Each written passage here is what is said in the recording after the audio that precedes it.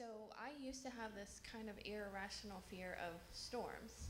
And it wasn't actually when the storms were happening, it was like the anticipation that the storms are coming.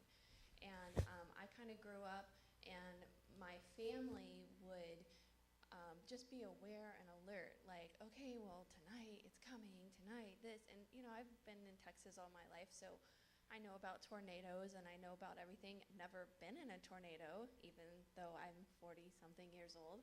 And it's just, for some reason, I just had this anxiety when the weather guy comes up on the news or they break in. It's like, oh no, something's bad is about to happen. And so it would kind of grip me, and it would take me places in my emotions and in my mind, and I just couldn't deal with it. But the thing is that if I was asleep and I didn't wake up in the storm, like, it didn't bother me.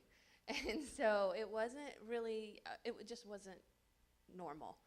And so one night we were in bed, and it was one of those nights that I didn't know that the storms were coming, and there was a pretty bad storm with lightning, and it was coming through our windows. And Ben is actually the one that woke up.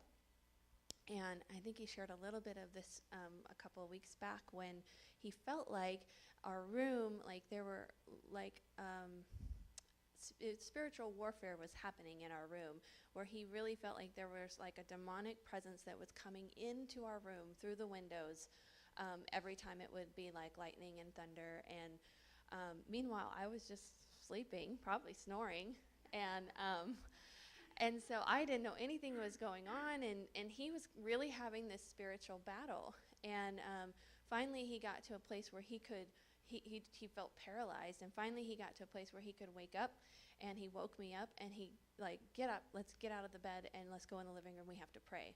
Well, not many of you have seen me when I just wake up, and it's not pretty. I am not a morning person. I'm not a wake up and do something right away person. So, the authority that he had in that moment, and the passion that he had in that moment, was like, okay, like, let's do this. And so we went in the living room, and we knelt down at the ottoman, and he said, I need to pray over you. We need to break this fear of storms, because I saw it and what hold it had in our room. And he basically just took authority over it and said, not in my house. This isn't going to happen any longer. And so he prayed over me. He prayed over our home. He prayed over our family. And I would say in that moment, it was a suddenly moment for me, where I was like, okay, I'm covered. That's what I felt like. Well, I'm covered.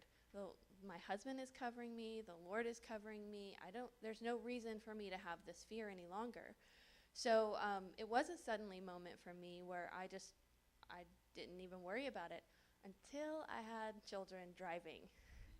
And then I had to really battle it again, because I wanted to be that mom that was, there's a storm coming and you need to be careful. And I caught myself slipping back into it. And that's when it became a process again, because we can have healing, but when it's an emotional thing, you still have to fight your flesh. And I remember praying one morning, and I was like, I don't know if anybody else does this, but like, you're kind of an out-of-body experience where you're like, I know that I'm doing this and I don't want to do this. Like, I know that I'm telling my children and starting to create this in them, but I don't want to do that. And so I just spent some time with the Lord and said, Lord, how do I do this? Like, I don't want to parent my children and put fear in them and let this cycle keep going. And so he just really spoke to me one morning and said, I need you to fear me more than you fear anything else. And it was just a life-changing moment for me. And so and it was a trust issue, as Ben was talking about. And so then since that moment, that's kind of how I've lived my life. And when I get into those circumstances, I have to ask that question. And so it's caused me to do some kind of crazy things. There's times in my life where Ben and I are praying about something, and we don't know what's going to happen, and it'll come up every time. We fear the Lord more than we fear storms. We fear the Lord more than we fear giving away a car and not knowing what we're going to do.